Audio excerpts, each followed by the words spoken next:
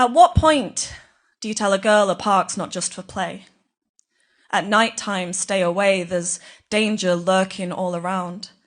And round about dusk, the rustles in the bushes might be home to something much more menacing than bushy-tailed creatures who are out to steal your crisps. The risks of a shortcut.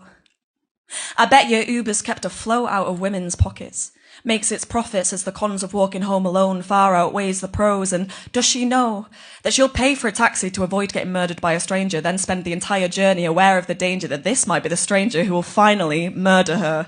If I had a pound for all the pounds lost due to the cost of having to consider getting home without accostation, I still wouldn't earn the same as men.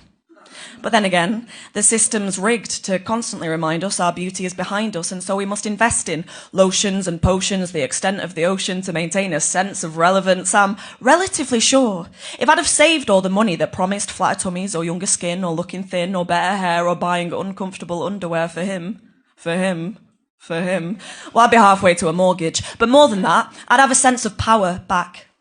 They profit off our lack, you see. Attack appearance constantly confine us to the binary of slut or saint we can't escape, but both are tainted. We're well acquainted with the shame, born into a losing game. And it's the same with contraception. Sex is no exception. We're expected to bear the burden or else bear a birth that we never expected, hadn't projected for. And if we're lucky enough to get the pill for free, the bill will be floated by our bloated bodies. And it could cost us anything from mood swings and low sex drive to blood clots and higher rates of suicidal thoughts and depression. It's giving the impression that we accept this as par for the course of womanhood, but it is understood that we would never expect this for a man. And who would trust them anyway? So we'll pay more to conform to societal norms, even down to spending more on our school uniforms. 12% more for a girl's blazer. Not to mention on tampons and razors. It's crazy, but so normalised that it used to not faze me.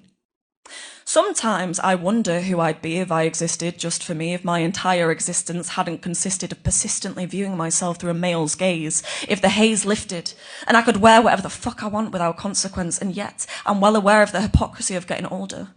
I'm well aware that not too far from now, their looks I once despised, I'll begin to crave. It's exposing in their light, but so much colder in their shade.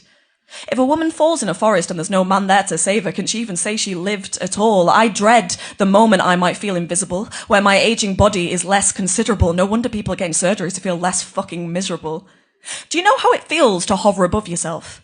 Hyper-aware, the left foot in the present, the right not really there because it's running away with itself, preparing itself for what could possibly go wrong because it has gone wrong.